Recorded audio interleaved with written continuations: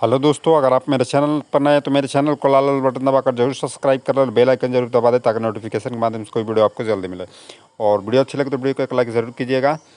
और ये है आपका बिहार जीके का सेट नंबर 6। और ये बहुत महत्वपूर्ण क्वेश्चन है आपके आने वाले एग्ज़ाम के लिए, ठीक है, और भी खासकर BPSC 66 के लिए। और कोई भी आप एग्ज़ाम बिहार का दे रहे हैं तो उसमें आपका क्षेत्रीय ज्ञान होना जरूरी है। तो चलिए देखते हैं। पहला क्वेश्चन है कि सुमागधी के नाम से किस नदी को जाना जाता है? तो ये आपका सकरी नदी को जाना जाता है, सकरी नदी को। और यहाँ पर इसका नीचे उत्तर है, तो आप टेलीग्राम में जुड़ जाइए, वहाँ पर डाल देंगे, तो वहाँ पर एक बार ज़रूर देख लीजिएगा, ठीक है। लखनदेई और करनाली के नाम से किस नदी को जाना जाता है? तो ये घाघरा, जिसको सरयू भी बोला जाता है, उसी को हम जानते हैं लखनदेई और करनाली के नाम से भी। नेक्स्ट है कि इंद्रपुरी बराज का निर्माण 1968 में किस नदी पर किया गया? तो ये है आपका सोन नदी पर, ठीक है। और भारत का सिराज किस नगर को कहा जाता है?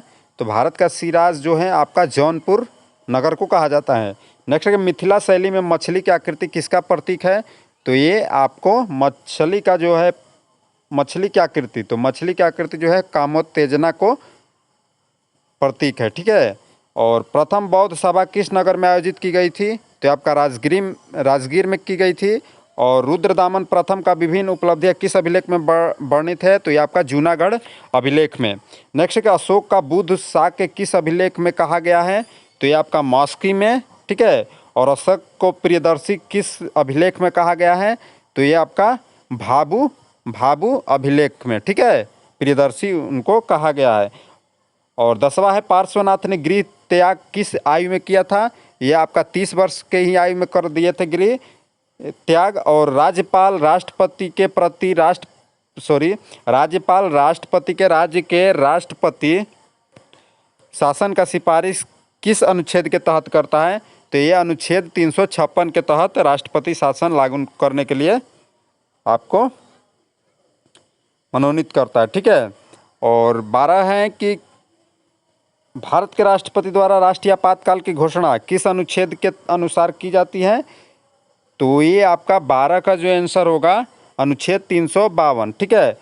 और नेक्स्ट है कि किस ग्रंथ का संकलन तृतीय बौद्ध संगीति में किया गया है?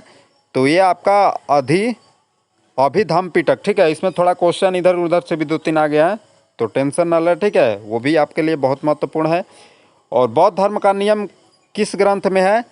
तो ये है आपका विनय पिटक में, ठीक है। बौद्ध धर्म का दार्शनिक व्याख्या किस ग्रंथ में है? तो ये आपका दार्शनिक जो होगा अभिधम्म पिटक में। और 16 है कि पहली बार महाजनपदों की जानकारी किस ग्रंथ से मिलती है? तो ये मिलती है आपका अंगुत्तर निकाय एवं भगवती सूत्र में। ये जो है पहला सेट बिहार का पढ़ा है तो उसमें भी आया था। नेक्स्ट है कि बिहार में कालिदास किस लोक कवि को माना जाता है? तो ये आपका माना जाता है भिखारी ठाकुर को, ठीक है।